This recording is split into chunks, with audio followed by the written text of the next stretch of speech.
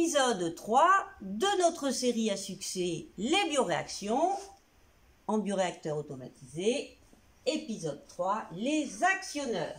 Les actionneurs actionnent, ils mettent en mouvement.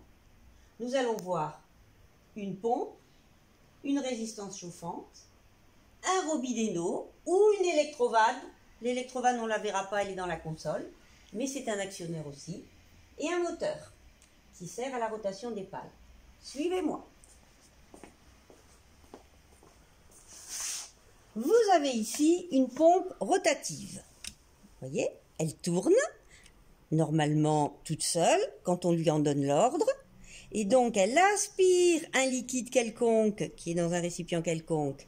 Elle l'aspire et elle l'injecte par une injection, une canule d'injection, dans le bioréacteur.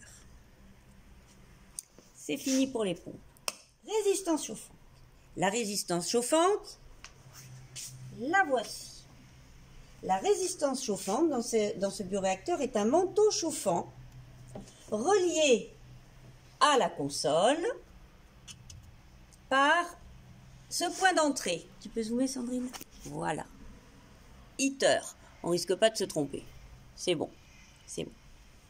Et donc, notre résistance chauffante, comme un petit manteau pour personnes fragiles, voilà, on en entoure le bioréacteur et ça va chauffer l'intérieur du bioréacteur. L'eau. L'eau aussi est actionnée par un actionneur. On a déjà vu l'entrée de l'eau via ce robinet.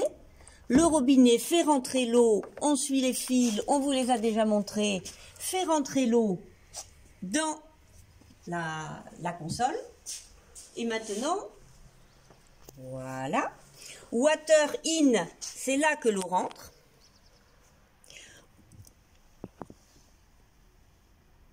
Water in et water out. Mais ce n'est pas tout. Bien évidemment, il faut que cette eau, elle arrive d'une manière ou d'une autre dans le bioréacteur. Donc voilà. Voilà la manière d'utiliser l'eau. On l'utilise pour le refroidissement. Cool loop. Ça veut dire boucle de refroidissement. L'eau rentre par cette canule d'entrée d'eau. Voilà. Et cette canule d'entrée d'eau fait communiquer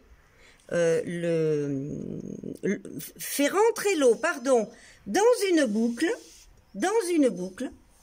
stop,